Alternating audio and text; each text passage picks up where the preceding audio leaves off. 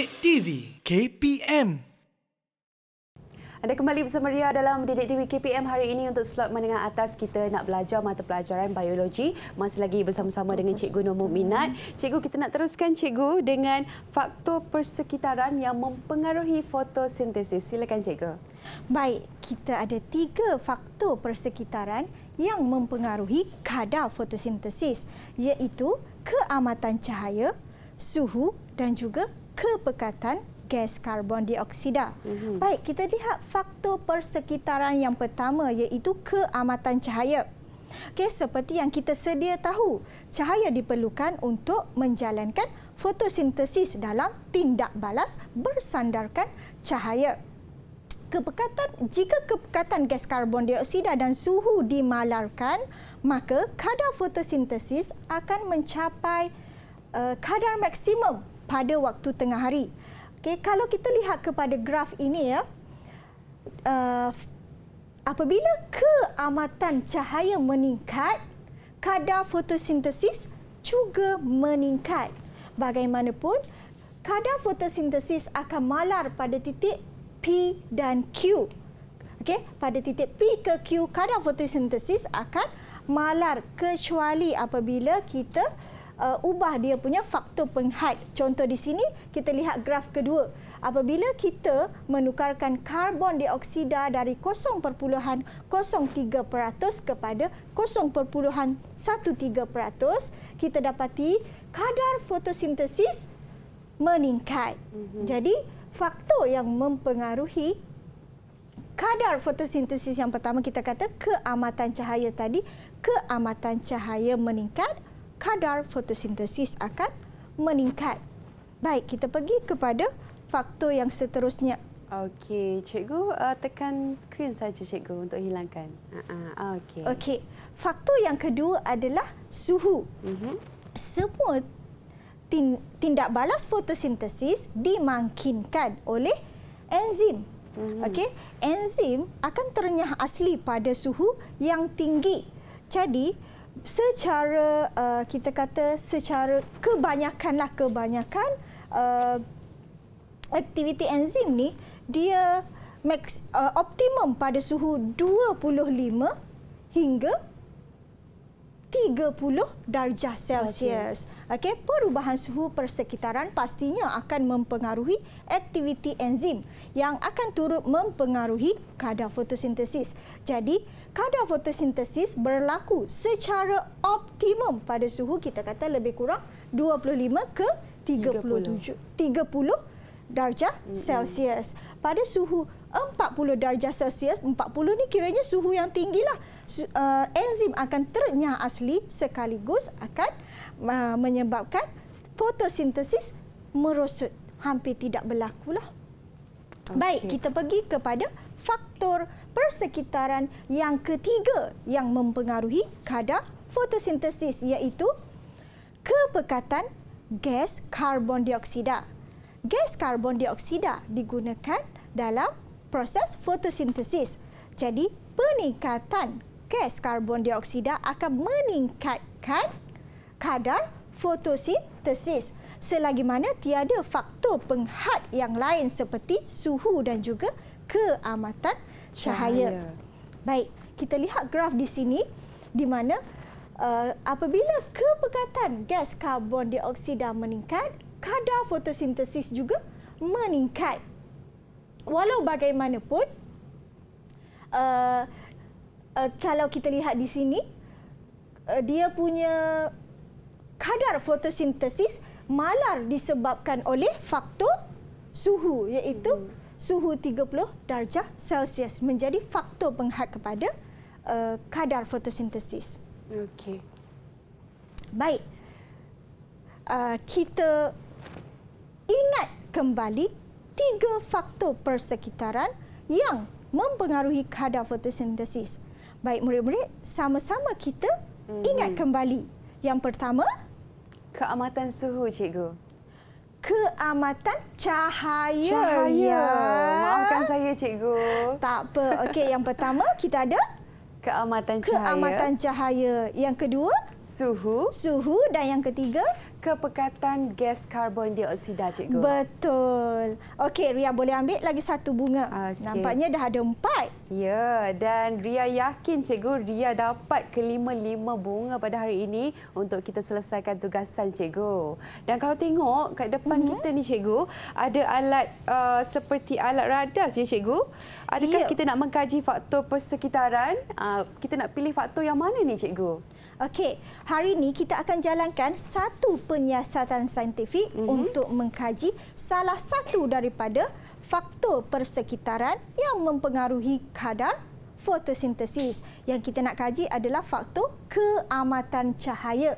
Okey. Jadi, tajuk penyiasatan saintifik kita pada hari ini adalah kesan keamatan cahaya terhadap kadar fotosintesis.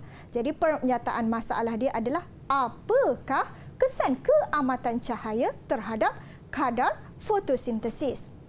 Tujuan kita menjalankan penyiasatan saintifik pada hari ini adalah untuk mengkaji kesan keamatan cahaya terhadap fotosintesis. Jadi, hipotesis kita adalah semakin tinggi keamatan cahaya, semakin tinggi kadar fotosintesis. Baik, kita teruskan dengan pemboleh ubah. Pemboleh ubah yang dimanipulasi adalah jarak di antara sumber cahaya dan juga hydrilla.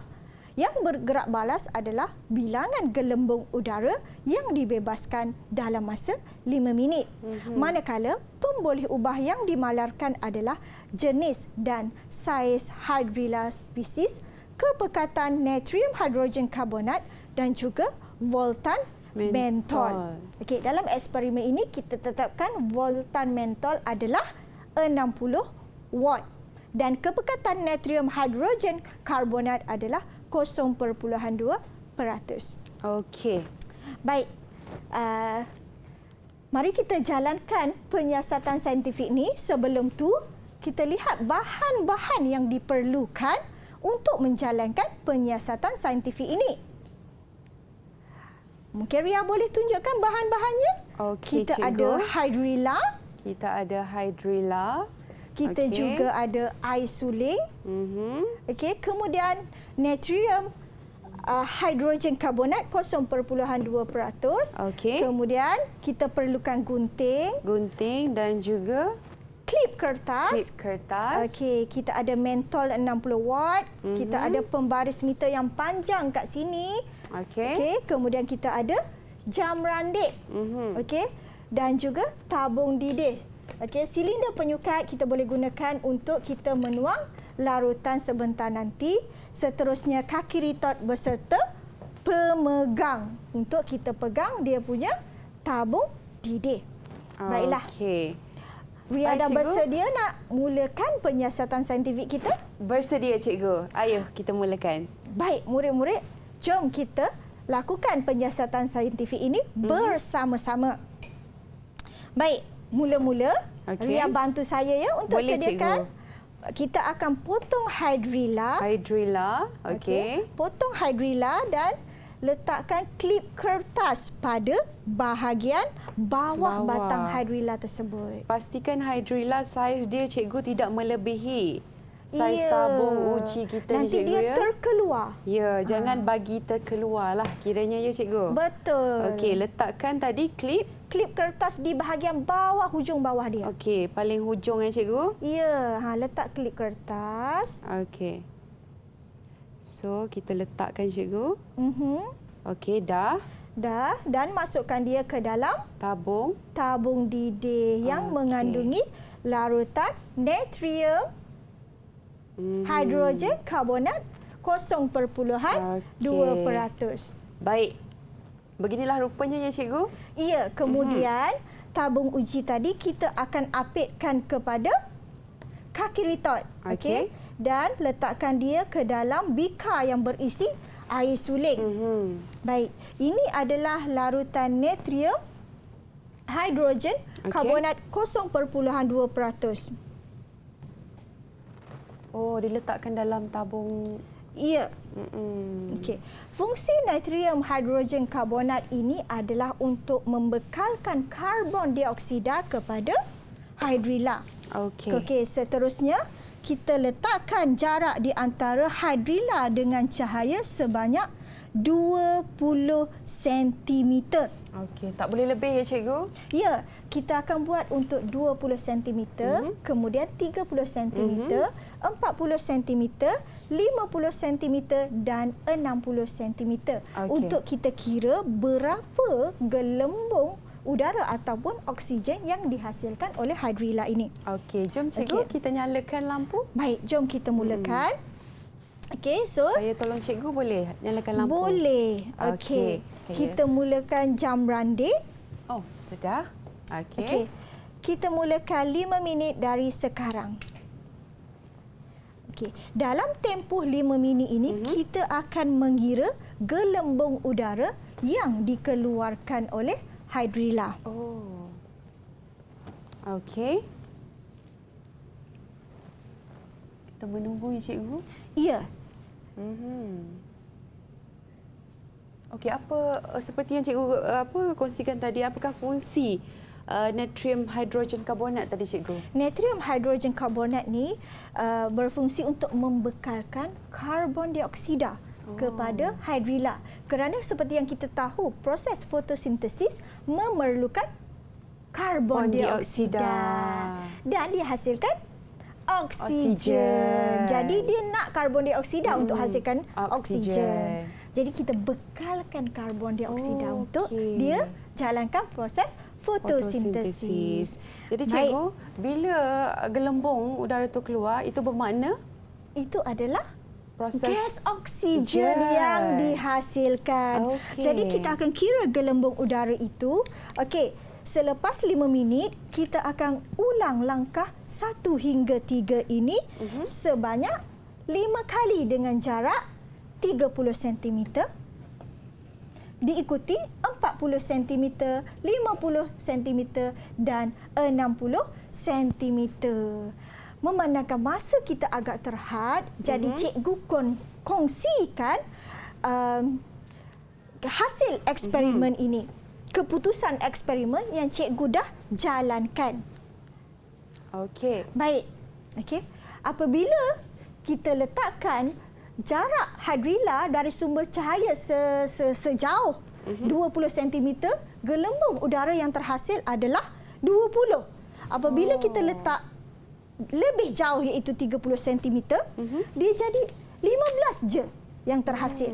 Dan seterusnya bila kita letak pada jarak 40, hasilnya hanya 11 gelembung udara sahaja. Apabila kita meletakkan hydrilla pada jarak 50 cm daripada cahaya, jumlah gelembung udara hanyalah 7. Dan pada jarak 60 cm, hanya 2 gelembung udara dihasilkan. Jadi, tadi kita kata larutan natrium karbonat ni fungsinya adalah untuk membekalkan karbon dioksida kepada hydrilla. Berdasarkan keputusan ni, okey, apa yang kita dapat perhatikan adalah makin jauh jarak hydrilla dengan sumber cahaya atau kita kata jauh dengan mentol tadi, semakin sedikit bilangan gelembung udara yang dihasilkan dalam tempoh 5 minit. Okey, baiklah Ria. Boleh Ria berikan kesimpulan daripada eksperimen ini berdasarkan apa yang dah kita dapati? Okey cikgu, jadi untuk kesimpulannya pada hari ini, kadar fotosintesis bertambah apabila keamatan cahaya bertambah. Hipotesis diterima cikgu. Betul Ria. Jadi Ria boleh ambil lagi satu bunga yang terakhir. Okey. Nampaknya hari ini Ria sangat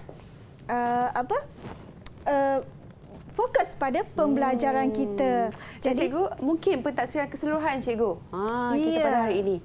Hari ini Ria sangat bagus, jadi cikgu bagi lagi satu bunga untuk Ria. Terima kasih cikgu. Didik TV KPM